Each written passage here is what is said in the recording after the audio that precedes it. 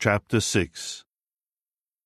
Jehovah went on to say to Moses, "If someone sins and behaves unfaithfully toward Jehovah by deceiving his neighbor in connection with something entrusted to him or something deposited with him, or he robs or defrauds his neighbor, or he finds something lost and is deceptive about it, and if he swears falsely over any such sin he may commit, this is what he should do. If he has sinned and is guilty, he must return what he stole, what he extorted, what he took by fraud, what was entrusted to him, or the lost thing that he found, or anything about which he swore falsely, and he must make full compensation for it, and he will add to it a fifth of its value. He will give it to the owner on the day his guilt is proved. And he will bring to the priest, as his guilt offering to Jehovah, a sound ram from the flock according to the assessed value, for a guilt offering. The priest will make atonement for him before Jehovah, and he will be forgiven for anything he may have done resulting in his guilt." Jehovah continued to speak to Moses, saying, "Command Aaron and his sons, and say, 'This is the law of the burnt offering. The burnt offering will remain on the hearth on the altar all night long until the morning, and the fire will be kept burning on the altar. The priest will clothe himself with his official dress of linen, and he will put the linen shorts on over his flesh. Then he will remove the ashes of the burnt offering that the fire had consumed on the altar, and place them beside the altar. Then he will take off his garments and put on other garments, and take the ashes to a clean place outside the camp.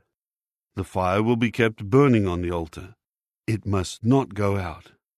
The priest must burn wood on it each morning, and arrange the burnt offering over it, and he will make the fat of the communion sacrifices smoke over it. Fire will be kept constantly burning on the altar. It must not go out. Now this is the law of the grain offering.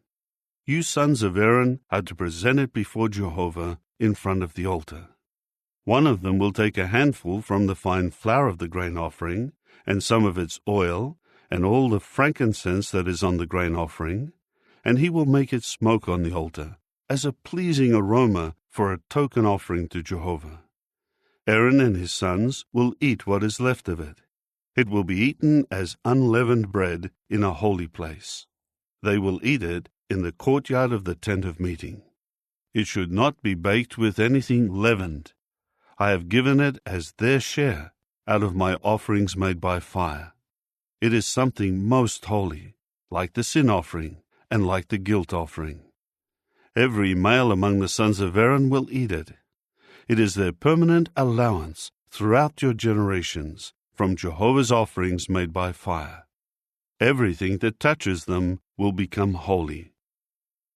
Jehovah spoke again to Moses. "This is the offering that Aaron and his sons will present to Jehovah on the day he is anointed. 1/10 of an ephah of fine flour as a regular grain offering, half of it in the morning and half of it in the evening. It will be made with oil on a griddle. You will bring it well mixed with oil and present it in pieces as a baked product of the grain offering, as a pleasing aroma to Jehovah. The anointed priest who succeeds him from among his sons will make it. It is a lasting regulation. As a whole offering, it will be made to smoke to Jehovah. Every grain offering of a priest should be a whole offering. It must not be eaten." Jehovah spoke again to Moses and said, "Tell Aaron and his sons, this is the law of the sin offering. In the place where the burnt offering is slaughtered, the sin offering will also be slaughtered before Jehovah. It is a most holy thing. The priest who offers it for sin will eat it. It will be eaten in a holy place, in the courtyard of the tent of meeting. Everything that touches its flesh will become holy, and when anyone spatters some of its blood on his garment, you should wash what was spattered with blood in a holy place. The earthenware vessel in which it was boiled is to be shattered. But if it was boiled in a copper vessel, then the vessel must be scoured and washed with water. Every male among the priests will eat it. It is something most holy. However, no sin offering is to be eaten if some of its blood is brought into the tent of meeting to make atonement in the holy place. It is to be burned with fire.